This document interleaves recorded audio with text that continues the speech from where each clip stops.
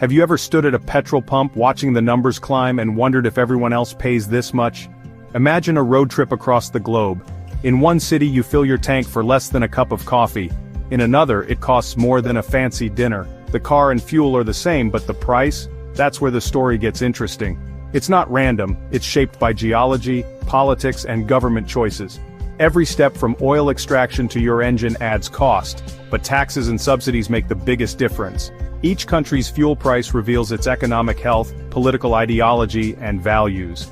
As of June 2025, the global average is $1.35 per liter, but extremes range from Libya's 3 cents to Hong Kong's over $3. Why? Some countries see cheap fuel as a right, others use high prices to fund public services or shape behavior. So, let's take a global road trip through economics, visiting places where fuel is dirt cheap and where it's a luxury. We'll unpack what makes up the price at the pump, from oil costs to taxes and subsidies. By the end, you'll see that number on the pump as a reflection of a nation's story. Our first stop, Libya, Iran, and Venezuela, lands of impossibly cheap fuel. Here, filling your tank is barely a blip on your budget.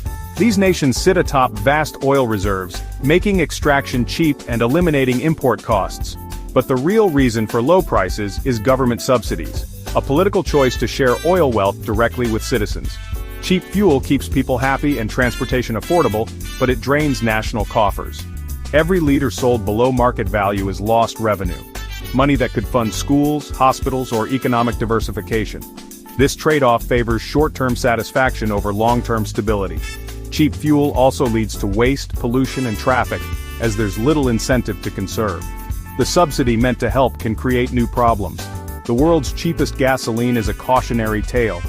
Natural resources can be both a blessing and a challenge. Sometimes giving away oil wealth comes at a steep cost. Now let's visit the other extreme, Hong Kong, Iceland, Denmark, and the Netherlands.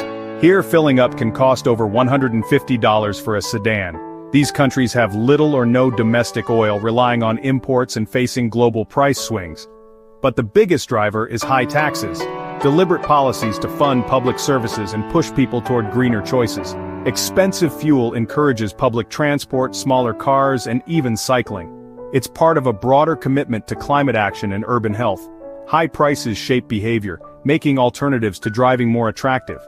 But there are trade-offs. Rural residents and low-income families feel the pinch, and business costs rise.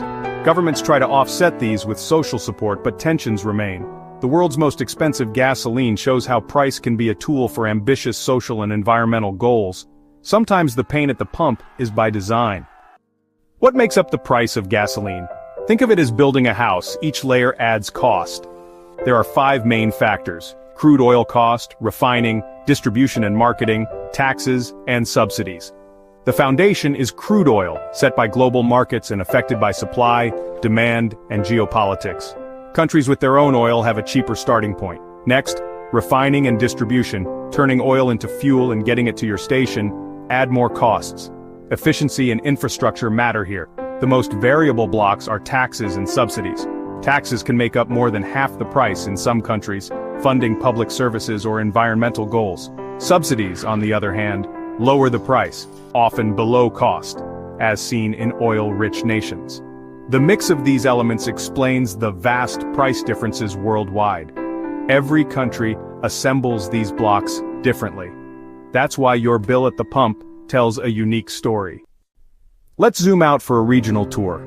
In the Middle East, oil is abundant and prices are lowest thanks to subsidies and easy extraction. Europe is the opposite. High prices, high taxes, and a focus on funding social programs and green initiatives. The US is a hybrid. Big producer, big consumer, but with relatively low taxes, so prices are moderate. Canada is similar, but with slightly higher taxes. Asia and Africa are diverse. Some countries subsidize, others tax heavily, and many struggle to balance affordability with economic and environmental needs. In India and China, governments juggle growth, import costs, and pollution. Africa's oil producers often subsidize, while importers pay much more due to costs and currency issues. Each region's price reflects its unique blend of resources, politics, and priorities. Let's zoom in on Kenya, a case study in complexity. Kenya imports all its fuel, making it vulnerable to global price swings and currency shifts. Getting fuel from the port to Nairobi adds significant logistical costs, but the biggest chunk is government taxes and levies, used to fund infrastructure and public services.